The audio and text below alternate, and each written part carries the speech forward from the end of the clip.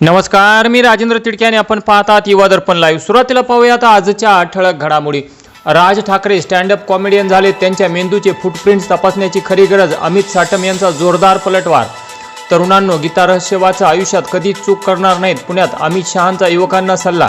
एकनाथ शिंदेंच्या नेत्यांकडून अभिजित दिपकेंची भेट, भाजपकडून नाराजी व्यक्त। आणि अँटेलिया स्फोटके आणि मनसुख हिरेन हत्या प्रकरण, सचिन वाजे, प्रदीप शर्मांसह 10 जणांवर 5 वर्षानंतर अखेर आरोप निश्चित। आणि आता बातमीपत्र बीड जिल्ह्याचं आणि राज्यातील इतर घडामोडींचं सविस्तर। बीड जिल्ह्यात सामाजिक सलोखा, पोलीस जनता मैत्री आणि समाज उपयोगी कार्यक्रमांना चालना देण्याच्या उद्देशाने पोलीस अधीक्षक यांच्या संकल्पनेतून साहित्यरत्न लोकशाहीर अण्णाभाऊ साठे जयंतीनिमित्त काल दिनांक 31 जुलै 2026 रोजी शिवाजीनगर पोलीस ठाणे बीड येथे भव्य रक्तदान शिबिराचे आयोजन करण्यात आले। या शिबिरास नागरिक, युवक, पोलीस अधिकारी यांचा उत्स्फूर्त प्रतिसाद लाभला। यावेळी एकूण 53 रक्तदात्यांनी रक्तदान केले। विशेष म्हणजे विविध ठिकाणी बंदोबस्ताची जबाबदारी पार पाडत असतानाही अनेक पोलीस अधिकारी व कर्मचाऱ्यांनी वेळात वेळ काढून रक्तदान करून समाजापुढे प्रेरणादायी आदर्श निर्माण केला। लोकशाहीर अण्णाभाऊ साठे यांची जयंती केवळ औपचारिक कार्यक्रमापुरती मर्यादित न राहता समाजाला दिशा देणाऱ्या विधायक उपक्रमाद्वारे साजरी व्हावी, हा संदेश या रक्तदान शिबिरातून देण्यात आला। रक्तदान हे श्रेष्ठ दान असून एका रक्तदात्यामुळे अनेक रुग्णांना जीवदान मिळू शकते। त्यामुळे प्रत्येक सक्षम नागरिकाने रक्तदान करून आपले कर्तव्य पार पाडावे, असे आवाहन यावेळी करण्यात आले। हे रक्तदान शिबिर यशस्वी करण्यासाठी पोलीस अधीक्षक श्री नवनीत कामत यांच्या प्रेरणेतून अप्पर पोलीस अधीक्षक श्री समीर शेख, एसडीपीओ व्यंकटराम यांच्या मार्गदर्शनाखाली शिवाजीनगर पोलीस ठाण्याचे पीआय शीतलकुमार बल्लाळ व सर्व पोलीस अधिकारी, अंमलदार, स्वयंसेवक आणि रक्तपेढीच्या कर्मचाऱ्यांनी परिश्रम घेतले।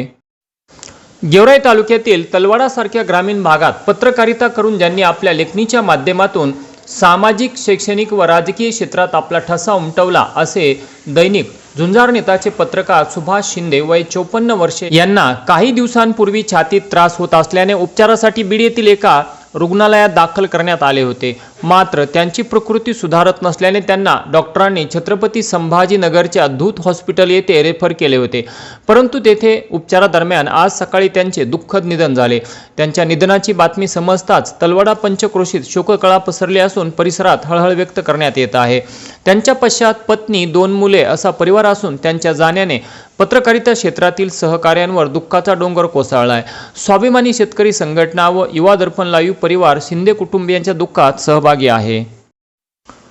बीड जिल्ह्यात वाळू उपसा व वाहतुकीवर पूर्णपणे निर्बंध असतानाही गेवराई तालुक्यातील तपे, निमगाव, गोदापात्रात मोठ्या प्रमाणात विनापरवाना वाळू उपसा सुरू असल्याचा आरोप स्थानिक ग्रामस्थांकडून करण्यात येत आहे। तलवाडा पोलीस ठाण्याच्या हद्दीतील या परिसरात तब्बल 5 मशीनच्या साहाय्याने रात्रंदिवस दररोज 100 ते 120 ब्रास वाळू उपशाचे काम चालू असल्याचा आरोप करण्यात येत आहे। या वाळूच्या वाहतुकीसाठी 20 ते 25 ट्रॅक्टरचा वापर केला जात आहे। वाळू माजलगाव तालुक्यातील टाकरवन येथील तपे निमगाव चौकात मोठ्या प्रमाणात साठवली जात असल्याचे सांगितले जात आहे। त्यानंतर टिप्परमध्ये भरून विविध ठिकाणी वाळू पाठवली जात असल्याचाही आरोप स्थानिकांनी केला आहे। वाळू उपसा आणि वाहतुकीवर बंदी असताना दिवसाढवळ्या हा प्रकार सुरू असल्याने महसूल विभाग आणि पोलीस प्रशासनाच्या भूमिकेवर प्रश्नचिन्ह उपस्थित होत आहे। या संपूर्ण प्रकरणाची चौकशी करून अवैध वाळू उपसा वाहतुकीवर तातडीने कठोर कारवाई करण्याची मागणी केली जात आहे।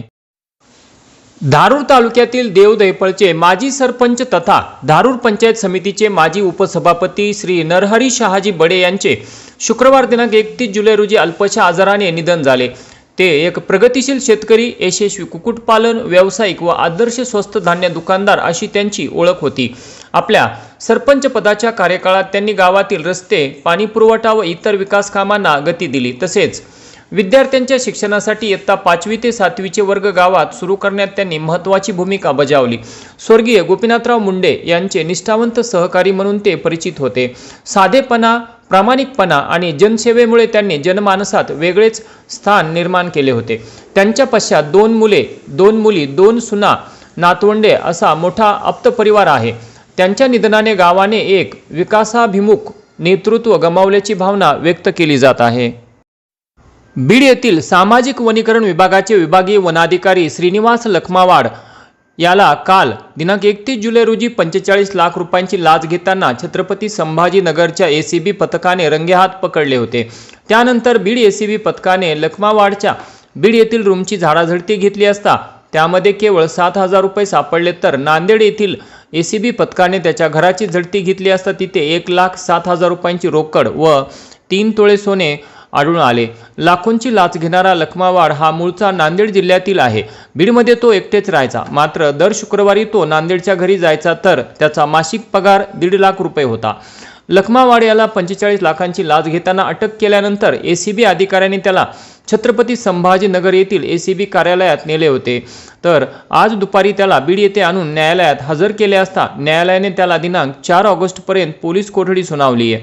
लखमावाड याने एकाच वेळी 45 लाख रुपयांची लाच मागितल्याने यापूर्वी त्याने मोठ्या प्रमाणात अवैध संपत्ती गोळा केली असल्याचा एसीबीला संशय असून त्या अनुषंगाने त्याच्या आणि त्याच्या कुटुंबियांच्या नावावर असणारी सर्व बँक खाते, लॉकर आणि गुंतवणूक तपासली जात असून तातडीने ही सर्व खाती गोठवण्याची कारवाई केली जात आहे।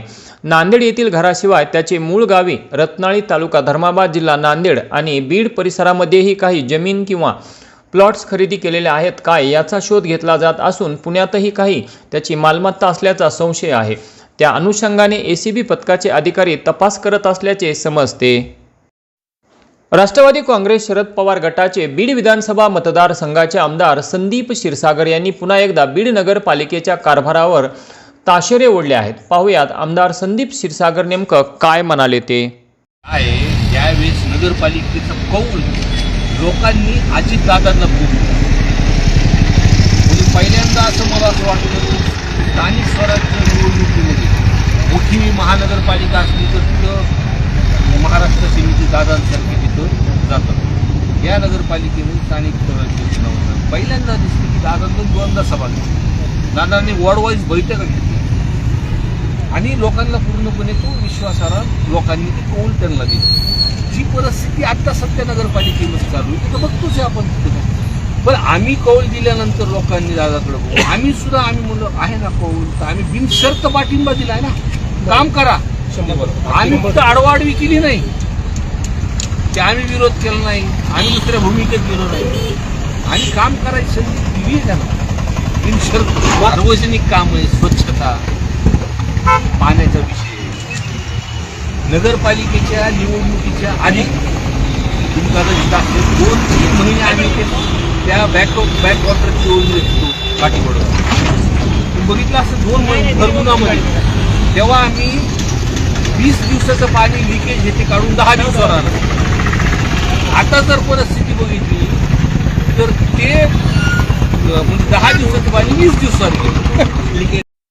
आणि याचबरोबर आजचं बातमीपत्र संपलं। उद्या पुन्हा भेटू काही नव्या आणि ताज्या घडामोडींसह। तोपर्यंत पाहत राहा युवा दर्पण लाईव्ह चॅनल, लाईक करा, सबस्क्राईब करा आणि व्हिडिओ आवडल्यास नक्की शेअर करा ही नम्र विनंती। तोपर्यंत नमस्कार।